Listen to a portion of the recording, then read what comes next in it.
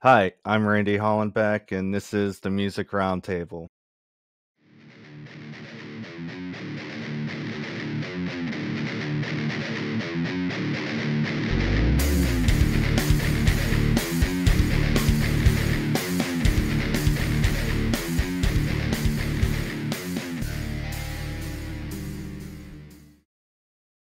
Today on the show, we have David and Patrick from hard rock band Rise Among Rivals. Hey, what's going on, everybody? Thanks for having us, man.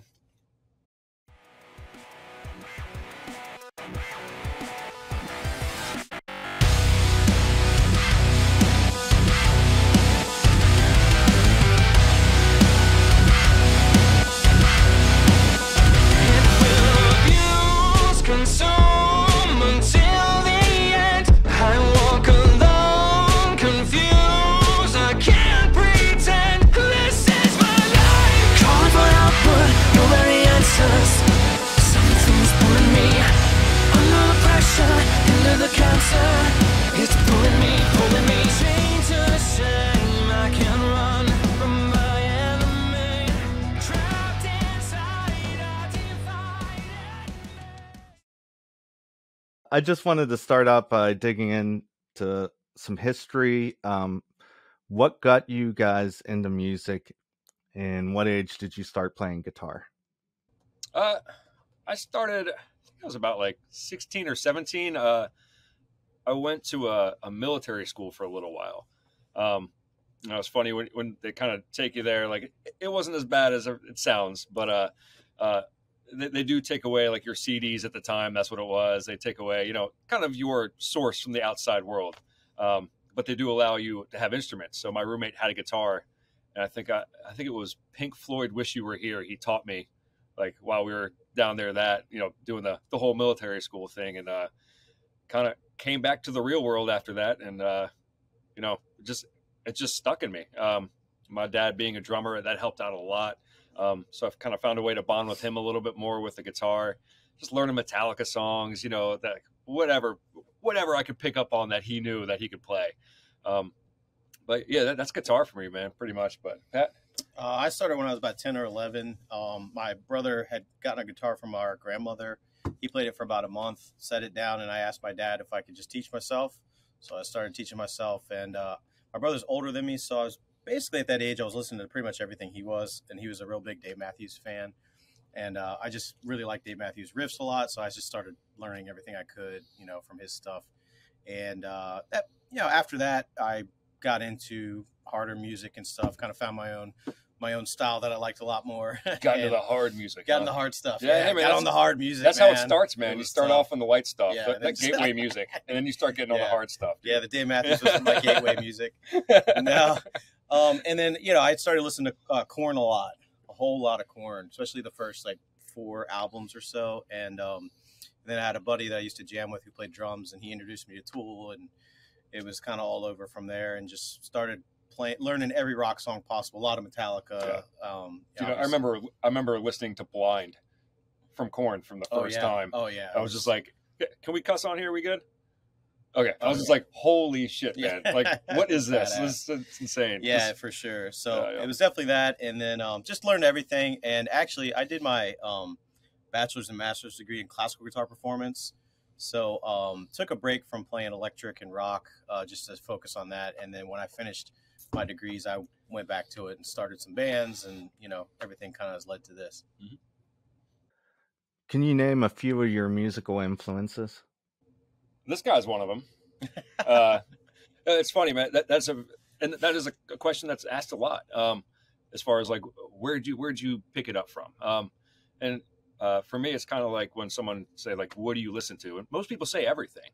So, as far as influences, man, I listen to country, I listen to rock, I listen to classical, like all the stuff has influenced me musically. Like, everything that I enjoy, I want to take in and make a part of it. Obviously the hard rock just hits me somewhere hard. So, that's why I love doing what we do. But, my main influence as a musician, like helping grow as a musician, has been other musicians I played with. It's been, being like 16, 17 in a military school with your roommate, or, hey, having a jam session around a bonfire, then hooking up, with another guitar player later saying like, hey man, you want to jam sometime? It's coming up in that local scene that really kind of taught me you adapt a lot of people's styles into that, and it just kind of melds into your own, just like a song does with different influences.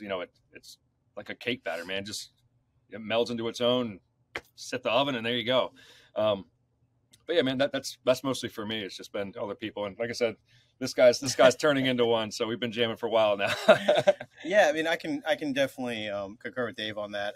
People you play with can influence you heavily, and they always bring something new that you can pick up and put into your own style or work with, and or just want to be better than them. That too a little bit maybe, but not better. Just be able to do if they're doing something that you don't know how to do, learn how to do it. 100%, yeah. But my influences would definitely have to be for the rock genre. I mean, Tool. I'm a huge Tool fan, but overall, I listen to a lot of prog metal now. Guitarists that are just amazing, and then they can write incredible songs because of their technical ability. But I mean, bands I've been listening to a lot recently have been Spirit Box, Architects, and I really love the new Monuments album. I'm blanking on the name of the newest one. They just dropped it last year, but I really listen to that a lot. And I think whenever I'm going to write or trying to come up with a riff, I do revisit that stuff just to get in the mood. Yeah, get in the mood, come up with some ideas and stuff. But I would say those are some of my biggest. Besides, like Lionel Richie. I mean, that's another one too. So, and for anybody who's not familiar with classical guitar, check out David Russell. He's a really good Scottish classical guitar player. He's great. He's great. Can you tell me how you guys formed Rise Among Rivals? Yeah, man. So it was back 2017. We kind of formed off of bands splitting ends. So bands break up, bands get together. So it was a forming of two bands, kind of coming together. We went into studio. I mean, within days, we went down. We recorded with Kyle Odell. He was out of Greensboro, North Carolina at the time. He's now we're down in Nashville. But we went down there and kind of just cut a couple official tracks, like saying like, hey, you need identifying songs, like when you form a band, right? So we went down, we wrote a couple songs, came back, and we had a tour with Flaw, I think it was in 2 months. So it was like the band formed, and it was like, cool, there was this tour with Flaw. It was only like a week tour or whatever. But I was like, oh, this is awesome. You know what I mean? Like, great. So, we got our songs down, wrote a couple extra ones just to fill the time. You know what I mean? Kind of rushed it a little bit, but also, while we're down recording, I mean, they needed something to put on that tour ad, Matt. So like, hey, what's your band name? Like, who are you? And that's always, you can ask any band, like trying to find out your band name. Some dudes are like, bam, it's Vexa, whatever cool name you want to pick. But we're all musicians, so we overthink shit way too much. But we kind of thought about it as like, we were bands that were essentially working together, but separate entities. We were like kind of rivals in a way. So, came up with Rise Among Rivals. So like, we're going to come up amongst each other. You know what I mean? Like in a positive sense, if you know what I mean. But yeah, man. And then, after that, man, so it's been a band for a while, and I've definitely kept it going, through, we've had members come and go. Life happens, it's a lot sometimes if you have tours going on and stuff like that. It is a lot on your daily life, trying to keep the day job, keep the relationship, stuff like that. So we've definitely been through a couple great guys. We're really happy to have experienced all that through them. And then Pat's been with us the longest in this lineup. Yeah. 2019. Beginning of 2019. Yeah. I think it was. But yeah, man, up through that, we just been trying to do the thing, man. And we got just very recently, we actually got some management. Our manager's Mal Levy. She's great. Love working with her. And we got tied into FM management. Those guys are all awesome. Like, we got tied into there. I was like, oh man, we have all these tools at our disposal. This is so cool. And we've been working with Forthright Booking for an agent. And it's crazy, man, from coming out of COVID into like all these things happening at once, all this great stuff really coming out, or happening for us. Like, now it's like it's kind of like shocking. Like we were stressed about it a little bit, but more excited. It's such a weird up and down feeling. So things kind of stayed dead for a while. Obviously, COVID, everybody was kind of dead, but now, yeah, man, things are rolling. So we're so excited. I wish I could fast forward a year from now and see where we're gonna be. You know what I mean? Be like, I'm stoked. I'm compromised in some room with a rope around my neck. Or I won't allow that, Dave. Oh, okay, just make sure. Yeah, I won't allow that. Don't worry, I'll prevent that. We won't go there. Yeah, we won't go that route. But no, man, it's been a journey. And I'm looking forward to continuing it, man. It's such a blast. Yeah, same. What city are you based out of? Baltimore, Maryland. Mm-hmm. We're like in a suburb. We usually say Baltimore just because like Baltimore and people know where Baltimore is generally at. Yeah. We practice at my house down here in good old Glen Burnie. Some people call it Glen Dirty, whatever you want to call it. But no, we got a nice setup. We're probably about 15 minutes outside of Baltimore. About 30 minutes from DC. It's a nice little hub to be in because even going to Philly and New York, it's really nothing to drive there. So. But we do love Baltimore. We've all played there throughout bands for a long time, just locally, man. And Baltimore's always had a great music scene. Yeah. And even through the COVID stuff, man, we found ways to do it. We had something called 6 Feet Beats, where essentially they had a huge just outdoor thing. It's called Power Plant, completely covered up. And so instead of people all standing around, they got clearance to actually have tables, so people could be just social distance and all that stuff like that. I just remember thinking how weird it would be, like having people sit down at a rock show, you know what I mean, the whole time. But honestly, it was kind of like a wedding. We just went around to each table, like thanking your guests for coming. It was great though. I mean, they were awesome. Into it. They weren't just sitting. I mean, they were sitting, but they were screaming too. So that was awesome. No, we definitely love our city, man. A lot of great musicians, great bands, and like I said, it's a cool scene for us. We really like it. Okay. I wanted to talk about a couple songs. Nope. You get one song. You released The Weight, January 27th, 2022. And I just want to quote a line from it. Carrying this weight around, got to put it down. Hope it's not late for me to turn it back around. Can you tell me a little bit about that line? What it means? Yeah, man. So everybody's got their weight. At the time that was written, I think my rate, it was more anxiety. And it's funny, anxiety is such a weird pill, like, because it can come out of nowhere for no reason. It can be triggered by something. It haunts a lot of people. It definitely haunts me from time to time. And I could be on top of the world and something hits and it's just completely different person sometimes. So it's a burden, man. And, some people it's guilt. Some people it's just life, but just that song was mostly just meant around that, man. Trying to put it down. Now you can say it to anybody like, hey, put it down, man. While you're carrying on that weight, it doesn't do a damn thing. They have to do it themselves. That goes with anything. You can even put that on to drug addiction if you want. It's stuff that people you do have to drop your own weight with it. But yeah, that song definitely. I think at the time I just had a lot of anxiety kicking, and I was conscious of it. So being conscious of your own anxiety is like watching yourself do crazy things, but you don't do anything about it. Like, you know what I mean? So it almost frustrated me a little bit. So I was definitely kind of frustrated when those lyrics were written and all that. And then, it came out, man. I do love the song. I think it kind of can traverse a lot of subjects for a lot of different people, how they took it. But when I wrote that stuff, that was where I was. It was just anxiety that I couldn't do anything about. I could just sit there and realize it's happening all I want. That was my weight. I have to put it down, try to turn it around. That was it.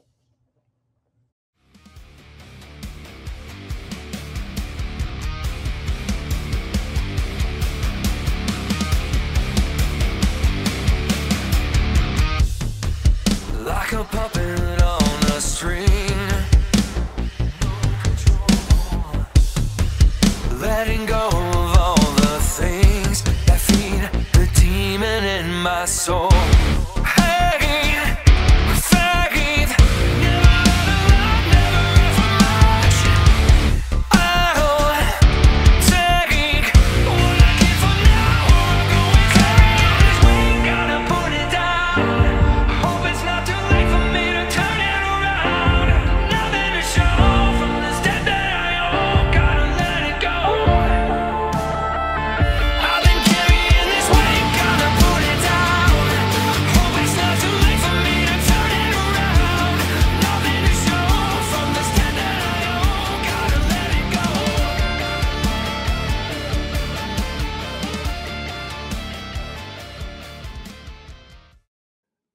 guys just recently released Convictions, March 2nd, 2023. And there's a line in there I like, chained to shame, I can't run from my enemy, trapped inside a divided me. Can you tell me a little bit about that? Yeah. Convictions, like, we play hard rock, and like, I do lean more towards the darker side with hard rock. It's just something I like singing about. I like playing. Like I said, it puts a stitch right here. There's something about it. So Convictions is definitely it's another kind of inner song, of just torn between your beliefs, really, like what's right and wrong inside yourself. So it's just like, there's a lot of guilt with that too. So, if your actions do one thing, your belief system does another, the result of that is guilt. That's why it's like chained to shame. I can't run. But you're trapped inside yourself. Like it speaks a lot into the guilt of having, pretty much just a duel going on in your head, basically, just with your belief system. Cause that's essentially guilt for a lot of people anyway. It will tear him bare till I cave in, lay me behind, confined to my own sins. Lest I see it, calling for output, no very answers. Something's pulling me under the pressure, into the cancer. It's pulling me, chained to shame. I can't run from my enemy, trapped inside a divided me. Just one more fight, can you hold on? 'Cause I can break me down. I feel the for a come down, because it breaks me down. I think I'm addicted to my conviction.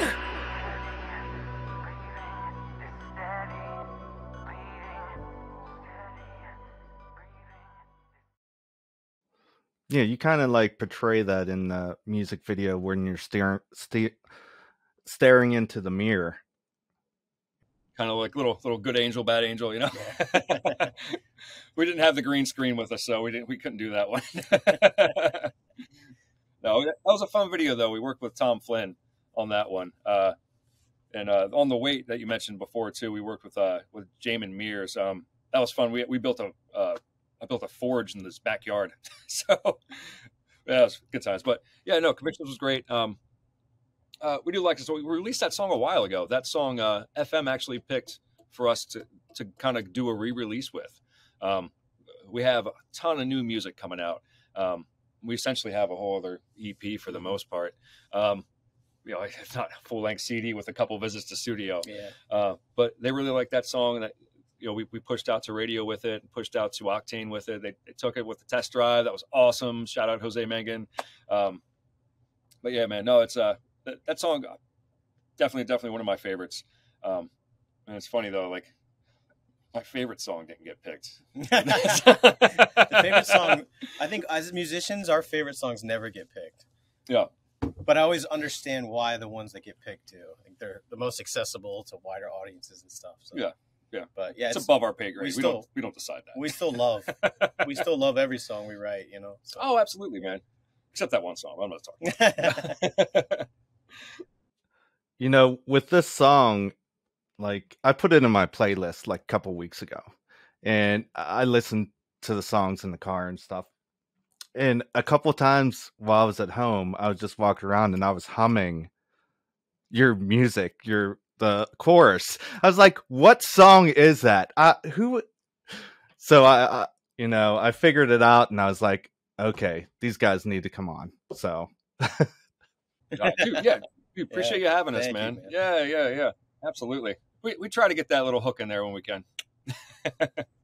Yeah, it's good to know people are singing our songs already. No one said he didn't say you liked it. He said he had it stuck in his head. Stuck in your head, like it's fine, Yeah. I got Shania Twain stuck in my head. That doesn't mean I don't like it. Okay. What do you guys got planned for this year? Right now, it's kind of one thing at a time. We are looking ahead to some cool stuff. We do have some cool stuff to announce very soon, but nothing really that we kind of can announce necessarily. Nothing crazy huge, but yeah, it's kind of the rest of the year plans. We do want to kind of knock out a couple more tours after this one. We're heading out to New Baltimore, Michigan, kind of like Detroit, this Saturday for Hear This Fest. That's going to be a blast. We're actually kind of packing up right now, getting everything ready to load in the trailer for that. So we're going to head out for the weekend for that. Obviously, it's not too bad. It's an 8-hour drive, but hey, it's worth it. We'll go out and have a good time, kind of test the waters with our new little sleeping system we have in our van. So get to kind of do that. And then after we come back Sunday, we're back home for 3 days and then hitting the road for 2.5 weeks out with Kingsmen and Zone Zero. We're just doing mostly the East Coast, Northeast rather. Then coming back down, we get to do a stop in Baltimore, the 31st at Angels Rock Bar, and then jutting it out to Ohio, Illinois, Indiana, that whole stretch. So that's gonna be a good time. And then ending in Pittsburgh at Black. What was it? I can't. Black Forge. Black Forge. I always want to say Black Rifle Coffee. I don't know why. No plug there. Sorry. But yeah, ending it there, which I think we might be seeing you there. Yes. Oh, awesome, man. Awesome, Yeah. Sweet. Yeah. Like I said, like that's so cool. But yeah, dude. And then after that, honestly, we have a lot of work to do. We have a lot of music videos to go and be goofballs in front of. We do have some music to finish up, so it might be a little bit of playing catch up, kind of getting ready for what's coming next. And it's since November, it's been kind of a rush, been a good rush, but like it's been one thing after another.